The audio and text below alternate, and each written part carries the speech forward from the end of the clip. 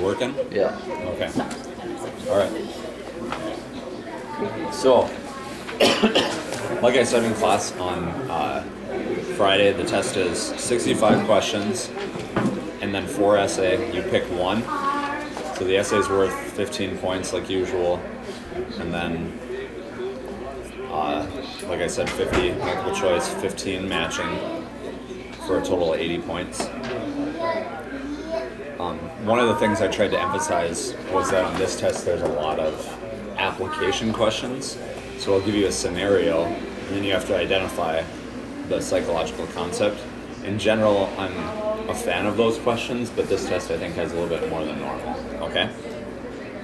So one more time, the 4 essay questions are principles of learning applied to education. We'll give you a scenario of education, talk about some principles of learning, and then ask you to state your position on it. There's also an essay that asks you to apply Maslow's hierarchy of needs. There's an essay question that asks you to apply some concepts of studying and remembering to something with school as well.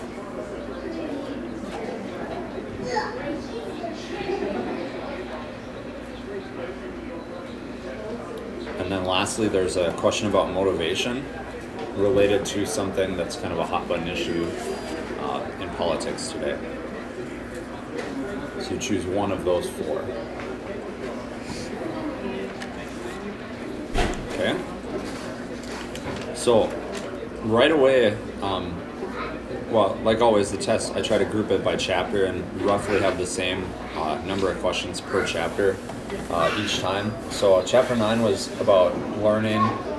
One of the main concepts we talked about, and that was conditioning. So if you remember, conditioning is most heavily tied to what specific contemporary approach in psychology? If somebody believes in conditioning, what contemporary approach are they from? Behavioralism, good. Okay. So in conditioning, it doesn't really matter as much what the person or organism thinks. What matters is if the principles of conditioning are applied specifically. So we talked about 2 types of conditioning. What were the 2 types of conditioning that we talked about? Classical and operant. Classical and operant conditioning, good. Okay. Classical and operant conditioning. What's the difference between those 2? I'll ask you guys questions so I can eat a little bit while you explain. Operant has like rewards and stuff, and like punishments. Classical is not that. Right. Remember when I talked about the ABCs of behavior? So antecedents, the behavior, and then the consequences. Operant conditioning is more focused on the consequence, and classical conditioning is more focused on the antecedents, what comes before the behavior. Operant conditioning is more focused on what comes after. Okay? So let's take a scenario of classical conditioning now.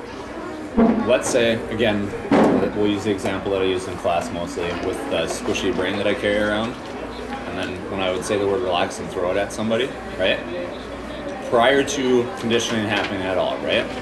Prior to conditioning happening at all, if I throw something at somebody, what are they going to do? They're going to duck, flinch, try to catch it, try to block it or something, right? So in that instance, their response prior to conditioning, their normal response would be called what? Unconditioned response. The unconditioned response, yep. Because conditioning is not necessary for somebody to respond that way, right? What would the unconditioned stimulus be then? Yeah. No, that's the response. What's the unconditioned stimulus there? The throwing of the brain. Yep, the thing flying at your face, right? The unconditioned stimulus would be the thing flying at your face. Now, the neutral stimulus, the thing that's totally unrelated before conditioning, what would that be in the example I used in class? Saying the word relax, okay? So then conditioning goes on, and during the conditioning process, what essentially you're teaching the person or the organism is to associate the neutral stimulus with the unconditioned stimulus, right? So as the conditioning process goes on, eventually, enough times if I say the word relax enough, people duck enough. I say the word relax, I throw the brain at them enough after saying the word relax, they start to associate the word relax with the brain flying at them. So then after conditioning, after the conditioning process has occurred, what would the word relax be? Conditioned stimulus. The conditioned stimulus. And the conditioned response then is what? Flinching. Yep. So I think in period 6 probably demonstrated this the best because Krista Winju, like I just picked on her because she really flinched a lot in that class. So even now I walk by and I'll say the word relax randomly in that class and she's ducking. You don't have she's to say the word relax, she's like a walk by. Right, I just walk by her. Yep. So in that instance, for her, just me walking by her is what? The conditioned response. Is a conditioned stimulus, right? Yeah. Where her flinching when I walk by her, what the organism does is the response. The thing that causes them to do it is the stimulus, okay? All right? So if you guys get another scenario that's similar to that, can you identify what the concepts are? The neutral stimulus, the unconditioned stimulus, all that stuff? Okay. So that's like 6 questions right there. Okay. What's necessary for a classically conditioned response to work properly? Like, what are some of the things that are important? As I'm engaging in the process of conditioning, I'm trying to get an accurately conditioned response. What's important for that to work? Huh? Yep. Yeah, repetition. So it has to be paired consistently with the unconditioned stimulus, right? The neutral stimulus and the unconditioned stimulus have to be paired together enough. Okay, so what else? Timeliness? Yeah, timeliness, yep. Because let's say I said the word relax and then I walked around the room and I waved my hand and sneezed and whatever, and then eventually I threw the brain at somebody. They're not going to associate the brain flying at them with the word relax if too much time passes afterwards. Good. Okay. One of the most famous studies about this concept had to do with little Albert. Little Albert. Somebody described the results of that study for us. What were the results of that? What did they find out?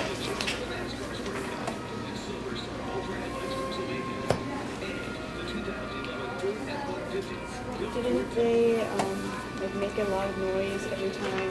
Was it a rat? Like a rat, someone got afraid of rats. Right, so every time they put a little white rat, little Albert wasn't afraid of it at all. But then when he'd reach for the rat or the rat would come by him, they'd bang 2 pots together and make like a really loud noise. So eventually he started to associate the rat with the really loud noise. This is a classically conditioned response, right? But also in that study, he was not just afraid of little white rats. He was afraid of anything that was little and white and fuzzy, okay? So what does that demonstrate? What's the term for that? If you're developing a classically conditioned response for anything that's similar.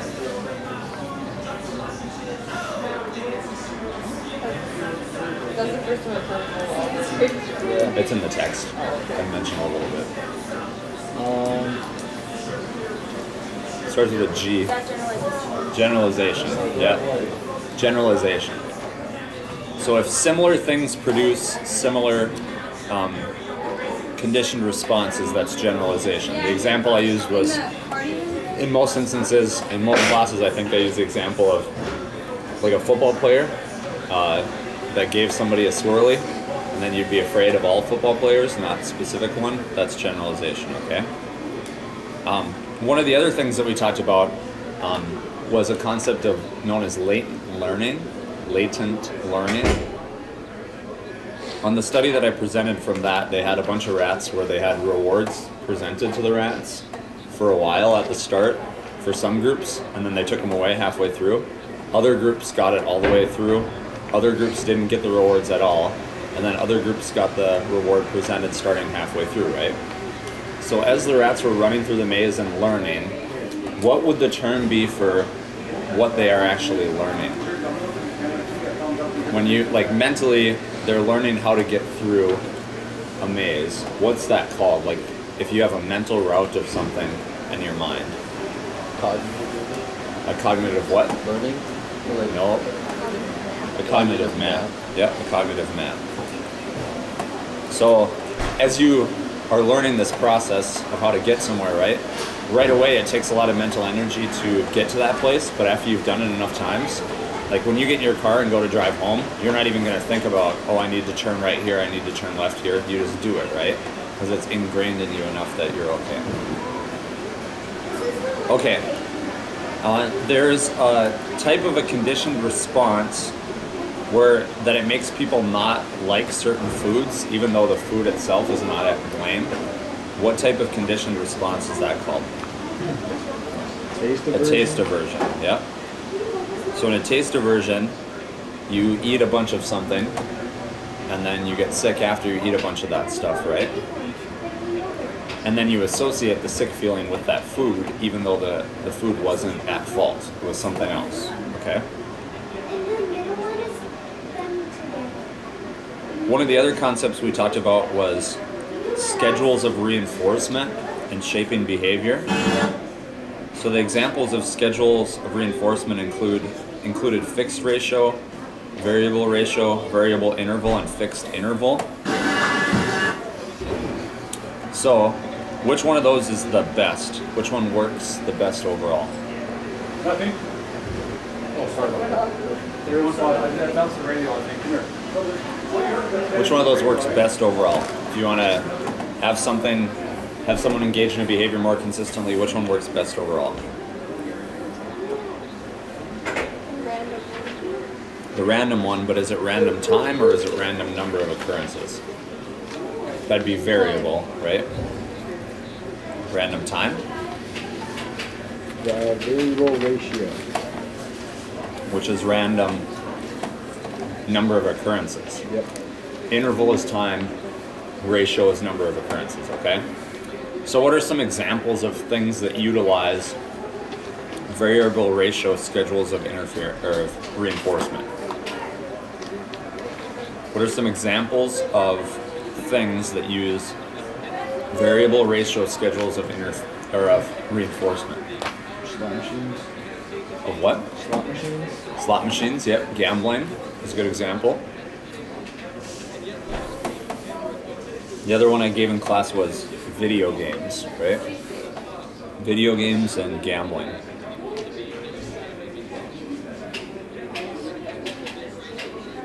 Okay, in the chapter on learning, we talked about 3 different types of learning. They had one type discussed in each section: classical conditioning, operant conditioning, and the other one was called social cognitive learning. Bloom's taxonomy is associated with which of those most closely? Bloom's taxonomy is associated with which of those 3? Which one? Yeah, social cognitive learning. Yep.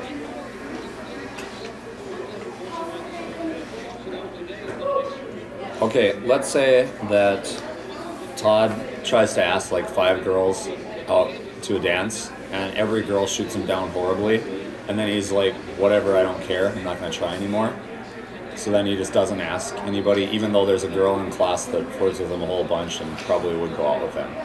What is that an example of? Learned helplessness. Yep.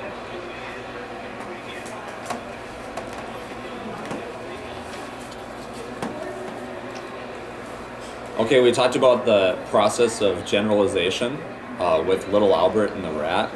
Let's say as little Albert grew, they also presented like little bunnies and then little white cats and little white stuffed animals. And then over time, the only time they made loud noises was when the little rat was around, right? And then little Albert learns that it's not everything else, it's just the rat. So he can tell the difference, right? What's that an example of? You can tell the difference between discrimination, yep. If you can tell the difference between examples of conditioned stimuli.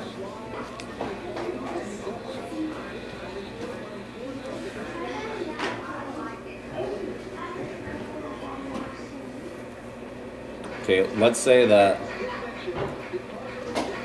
Nolan gets the new version of a video game that him and his buddies like to play, and he plays it at home and he just can't figure out how to do this thing. But then when he goes and plays against his buddies, he's able to do that thing in the video game, whether it's a move or execute a play in Madden or whatever.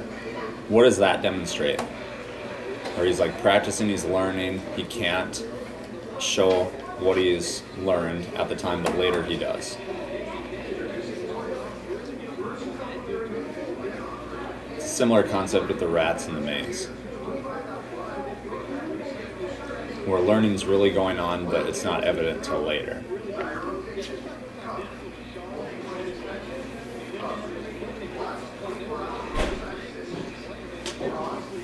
I think the example I used in class had to do with like somebody that was wrestling, and they were practicing a move, couldn't do it, but then in a match they did it.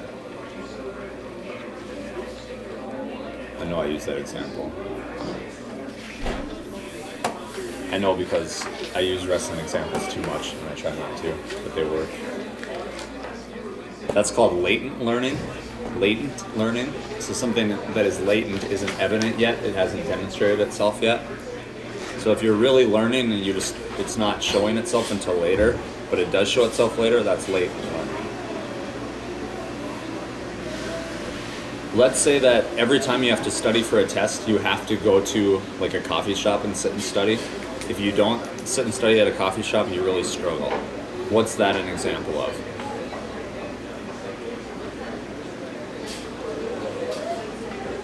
You have to learn at a coffee shop. If you don't, then you really struggle. What's that an example of?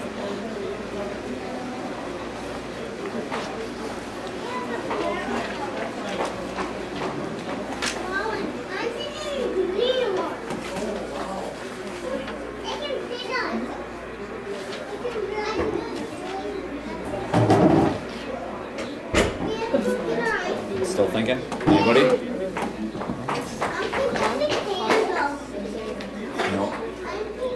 You have to learn in a certain place, or like codes and encoding. no. Is it token economy? I just started guessing. If you have to, another way to put this, I'll give you a.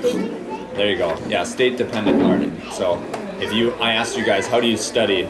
And then I think Nolan, I think you said you like to lay on the floor in front of your TV to study, right? Right. And then somebody else said that they had a little desk downstairs. That was awesome. That was also you? Okay. But that's an example of state-dependent learning, right? Okay. Then when we got into chapter 10, that talked about memory mostly. Remember we talked about the 3 examples of types of memory? And then we also talked about the 3 processes of memory. So what are the 3 processes of memory? Encoding, storage, and retrieval. Encoding, storage, and retrieval. Good. What does encoding mean? To learn it and play it. Yeah, encoding is like getting the memory in, right? Storage would be holding it in. Retrieval would be pulling it out so that it's useful. Okay, let's say that I were to give you a list of numbers and ask you to remember what they were, to run outside and tell somebody that's sitting outside the numbers. It was a phone number or whatever. And as you walk outside, you repeat the number over and over again in your head. What strategy to remember is that?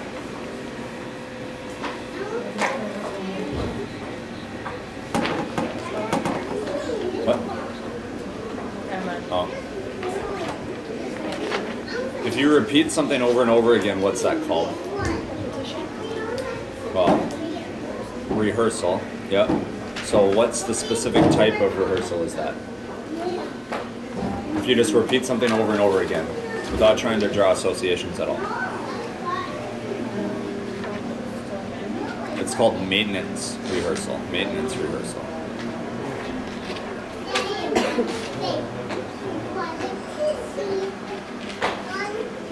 Okay. All right, Becca. Now when we talked about the different types of memory, we've got sensory memory, short-term memory, and long-term memory, right? And then you can break long-term memory down into different types as well. So with sensory memory, that's like everything, right? Everything that you see, it lasts very short, but it picks up everything. But it goes away, a lot of it goes away very quickly.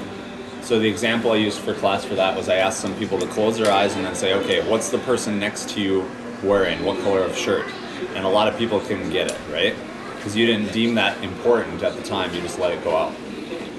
Short-term memory is also called working memory. That's what you do, just in a short-term time period. And so if you're trying to remember how to do something, you're working on it, that what is in your memory at the specific moment. And then long-term memory obviously is stuff that's existing longer, okay?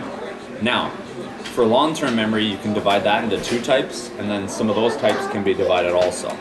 So the two main types of long-term memory, if you guys remember, are declarative and procedural. Declarative and procedural. So give me an example of procedural memory. How do you ride a bike? Drive a car, ride a bike, tie your shoes, skip, jump rope, do a jumping jack, right? Those are all examples of procedural memory. Okay?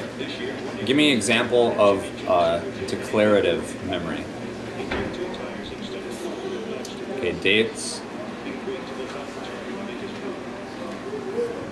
Stuff that happened to you, like where you were when things happened, what it looked like, all that, okay? So the two different types of declarative memory, if you break those down, are what?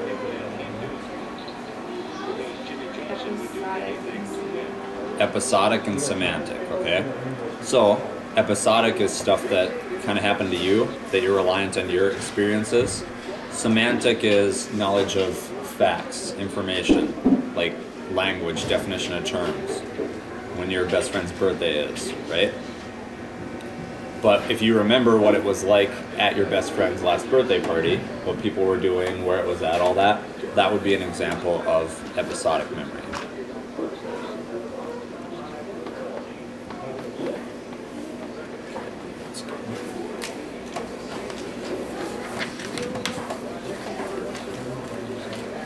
Okay, let's say that you sit around and you're in college just hanging out, and then you hear a bell ring, you don't do anything. You go to college, you hear a bell ring, you don't do anything. But then you sit around and you hear a bell ring one day, which is the signal for you at school to get up and go to the next class, right? And then all of a sudden you hear a bell ring, and then you get up and start to go somewhere, and you're like, what am I doing? I don't need to go anywhere. What's that an example of? Or if it just comes back to you, a conditioned response comes back to you very quickly. Very suddenly. Recall or recognition? It's an example of spontaneous recovery. Spontaneous recovery.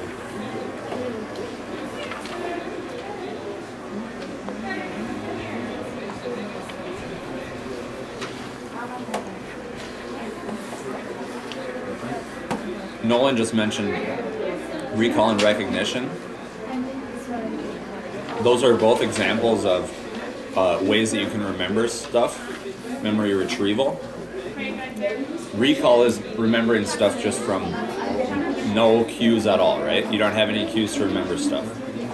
Recognition is just knowing that you're familiar with something. So the example I used in class was I said, okay, let's say I give you a picture of 20 people 5 years from now and ask you to remember which one of these people were in your class. And these were people that you weren't really familiar with. They weren't like your best friends, right? The ability to point out, that's the person that was in my class, would that be an example of recall or recognition? Recognition, okay. Recall is if you just say, Todd was in my class, or this is who the person was that was in my class. What's going on? Something you didn't know, but you couldn't, or you knew they were, but you just couldn't remember. So you could recognize them, but you couldn't recall information about them. Yeah. Actually, I remember that she had tight pants on the last time I saw her. And it was true, and then we figured out where she was from. Okay. All right. Okay. Let's say that Todd goes off to college, and then he has a whole bunch of girlfriends, and he doesn't want to call them by their first name. Instead, he calls them like baby or honey or whatever, because he's concerned that either the new girlfriends or the old girlfriends, it doesn't matter which way, their names are going to get in the way of each other. What's that an example of? If information gets in the way of other information, what's that an example of? Interference? Interference. Good. Another thing with memory we talked about was something called mnemonic devices. Mnemonic devices. Give me an example of a mnemonic device. Every good boy does fine. Every good boy does fine for musical notes, right? Anything else? Roy G. Biv.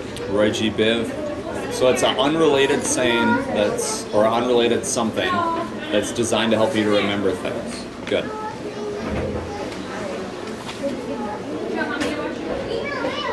Okay.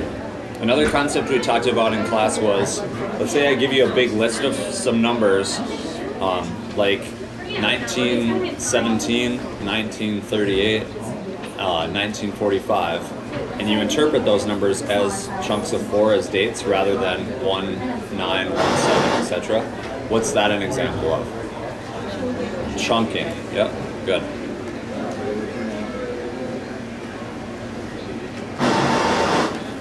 When we talk about maintenance rehearsal or elaborative rehearsal, which one of those is more effective? Which one of those is more effective? Elaborative. Elaborative. Why is elaborative more effective than maintenance?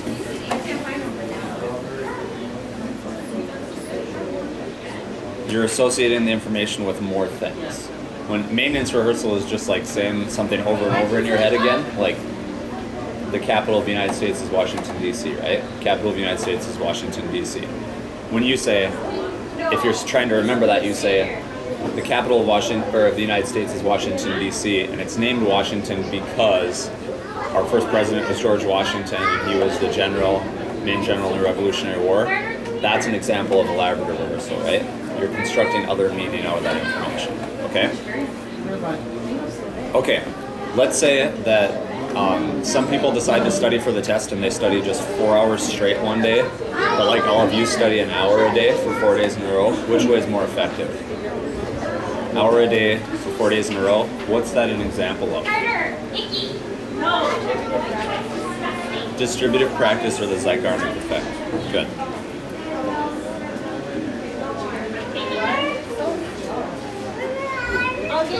Okay, in class we also talked about different examples of units of thought.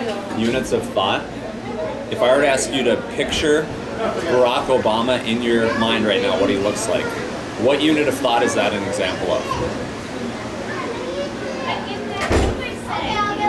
What unit of thought is that an example of?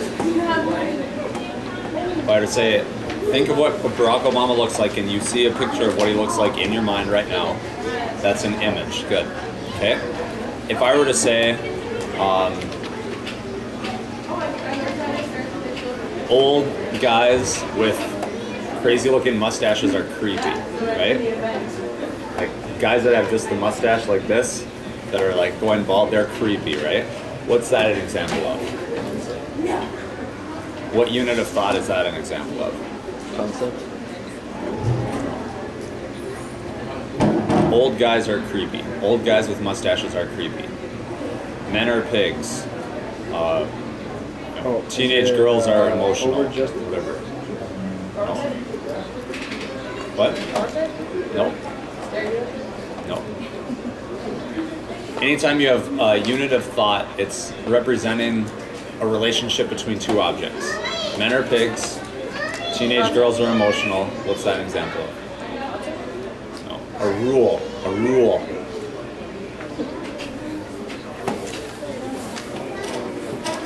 So if it says this, guys are this, girls are this, jocks are dumb, whatever, that's a rule, okay?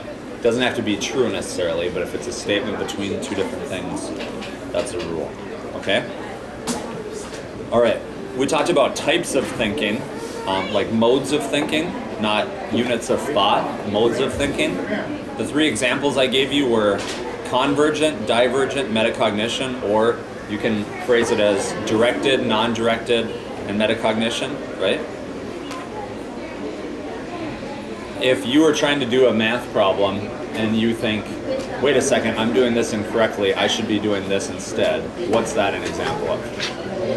Metacognition, yep. Or if you start to think, man, I wish I would do better at this thing, and then you, in your mind, think, wait a second, I'm a good person, I'm doing a good job, that's metacognition, okay? If you're sitting around, you're like, man, those walls look like bricks, but they're made, it looks like they're made out of candy. That's like flowing down a waterfall. Waterfalls are fun. I'd like to go see one day, right? What type of thinking is that? Directed or non-directed? Non-directed, okay? Good. Okay. What is a step-by-step method for solving a problem called? Doesn't matter if it's math, anything at all. A step-by-step method for solving a problem. An algorithm, good. What's a shortcut way, like a rule of thumb for solving a problem?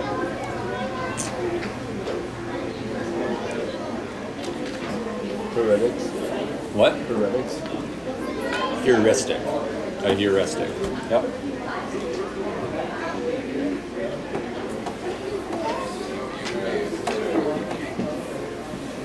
Okay. Let's say that, okay, we talked about a concept in class called morphemes or phonemes. Morphemes, phonemes, and syntax were the 3 units of language. Syntax, remember, is the rules associated with the language. What is a morpheme and what is a phoneme then? What is a morpheme and what is a phoneme? Morpheme is, I think I'm going to get mixed up. Is morpheme a chunk of the word with each meaning, or is morpheme each noise? Morpheme is meaning, so the way I remember that is I use a heuristic where it's like the M's, yep. And then phonemes are the sounds, like a telephone, right? Or like phonics. So what, I think I used the word bats in class, right? Okay. So, or if we use bats, cats, balls, anything like that, right? The S in that instance, is that a morpheme or a phoneme? It's both, actually, because the S implies plurality. There's multiple instances of those things, but it also is a sound, right? Okay.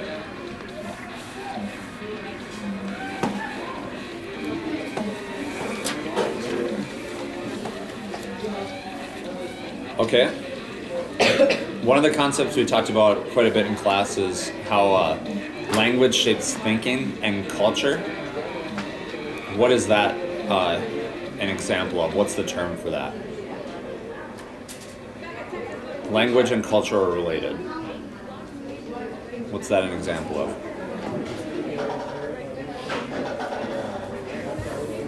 It's named after 2 people that came up with the theory.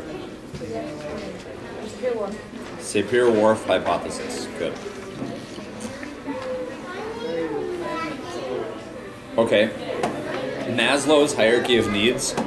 What psychological perspective of the contemporary approaches is that one most associated with?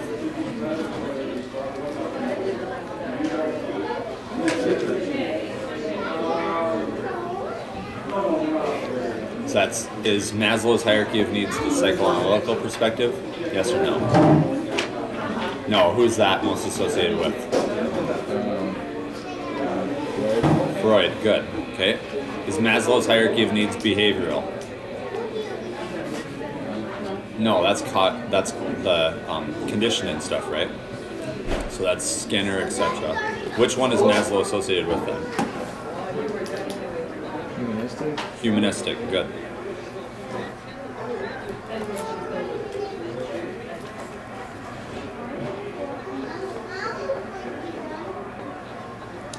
Okay, we talked about some theories of motivation also. For incentive theory, what's the most important thing in motivating behavior? What do you say? Yeah, something in the environment, the incentive. Good. So not something intrinsic, something extrinsic, something outside. So that brings up another point. We talked about extrinsic motivation and intrinsic motivation, okay? So let's say that, let's say Sydney wants to do a good job in softball this year. Internally, she wants to do, or I'm jumping ahead of myself. Say she wants to do softball, a good job in softball for a variety of reasons. She likes it. She likes the feeling she gets from doing well. But then also, like her dad said, that if she hits over 500, he'd buy her a car, right? Okay. So, if she does that, the incentive to get a car, what's that an example of? Would that be extrinsic or intrinsic? Extrinsic. Her liking doing a good job and wanting to do a good job is an example of what? Intrinsic motivation, okay? So you should be able to identify the difference between those two if given examples. Okay, I talked about drive reduction theory for motivation. Drive reduction theory. As the name implies, the thing that motivates behavior is reducing drives. So I'm going to give you an example of something. I want you to tell me if it's a drive or a need, okay? If it's a drive or a need. Tiredness. That's a drive, okay? Water. Need. Hunger. Food. Thirst. Drive, okay? So you see the difference? The thing that relieves that tension, the physical thing that relieves that tension, that is the need. The tension itself is the drive.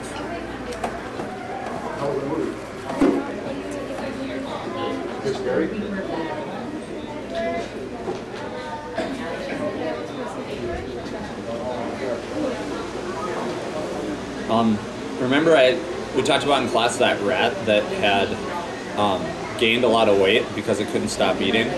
What part of its brain was damaged? Ventromedial what? Hypothalamus, yep. So the hypothalamus is tied to eating. Yep.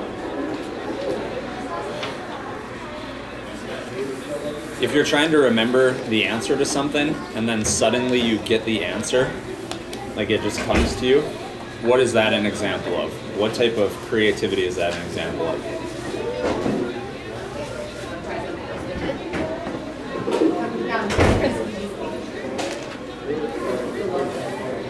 That's called insight. That's called insight.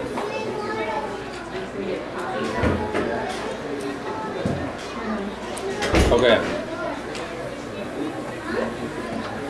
Now I'm going to make some of you guys come up with some answers so I can get a chance to eat before my stuff melts. So, in operant conditioning, we talked about how you draw out that square and identify positive reinforcement, negative reinforcement, positive punishment, negative punishment, okay? So let's just go around this way. You pick one, explain it, and then give me an example, okay? You pick one of those, explain it, give me an example. I picked you because you're closest to the camera, okay? So hopefully people will hear it. I thought you were right. Okay. Do the best you can and I'll expand a little bit, okay? I trust you. Okay. Positive reinforcement. You get a reward for doing something. So like, I know some parents, you get a good grade, they pay you. Okay. So, positive reinforcement. Reinforcement itself makes it more likely that the behavior will be repeated. In that instance, it would be getting a good grade, right? And when you hear the term positive, that means something is added. So they've added the money that you didn't have before with the likelihood that it's going to increase you in getting a good grade in the future, okay? You take another one. Positive punishment be like when you do something bad to punish you, they add something, like so they add like a spanking for pain. Okay. To get you to not do it. Not do something. So punishment is anything that makes it less likely that you'll engage in a behavior, right? when it says positive, something's added, like the spanking. Okay? Nolan. Negative reinforcement to let's see, like taking chores away from you, to ensure that you'll do that again, so it's like a reward. To ensure that you will do it something again? Yeah. So you get good grades, they say, okay, you do not have to do chores now. They're taking away something you had to do to make it more likely that you'll get good grades in the future. So then Paige, you got the last one, negative punishment. Taking away.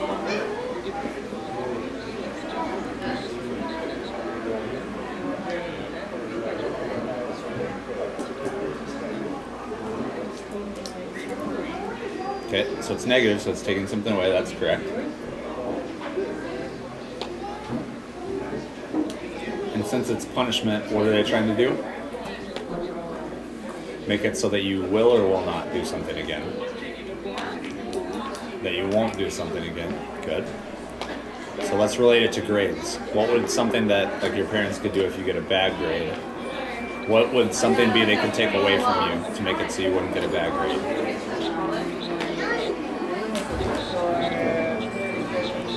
Okay. Your video games, your car, your cell phone, etc. So if they take that away from you, that'd be an example of negative punishment. Good. Okay. What was the name of the guy that studied classical conditioning that actually discovered it with an experiment with dogs? Pavlov. Ivan Pavlov. Good.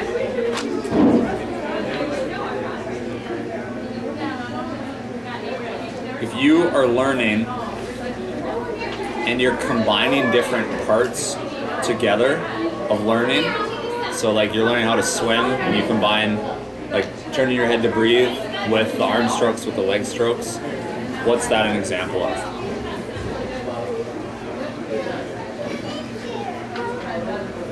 You're tying a bunch of learning together, what's that an example of?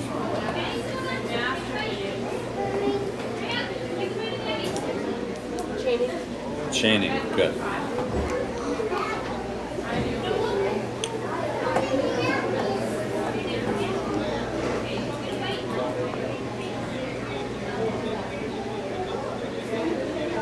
What part of the brain is most closely associated with emotional associations? Amygdala. The amygdala, good.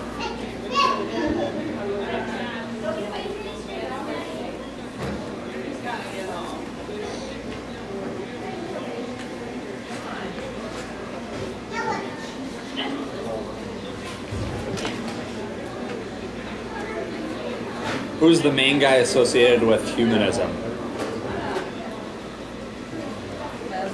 Maslow? Good. What do humanists believe about human nature? All good. It's basically good. Yep. All right, that's it. Any questions? Who's John Watson? Watson was a guy that carried out the Little Albert study. Oh, okay. So.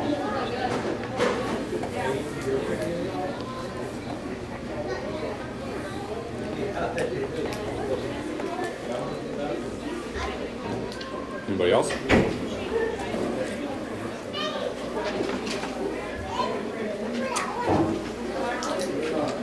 No?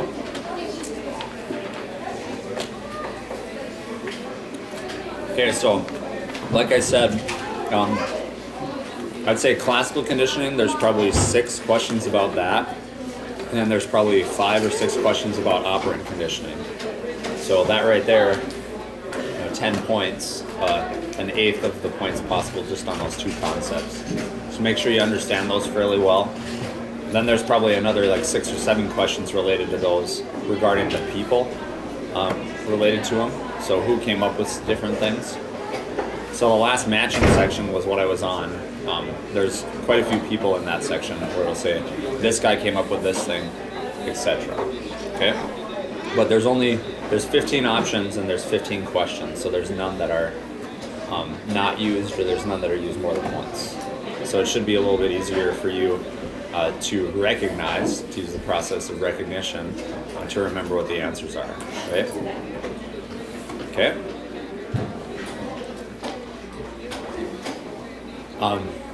Unrelated to review for the test, but if you're going to miss class this week at all, we got the computer lab 2 days. So one of the days we're going to do a bunch of different psychological tests, and then you'll need to do those in order to do the discussion for the next chapter. So if you miss class one of the days, you'll still have to log in and do those psychological tests, okay? But, all right, that's it. You guys have a good day.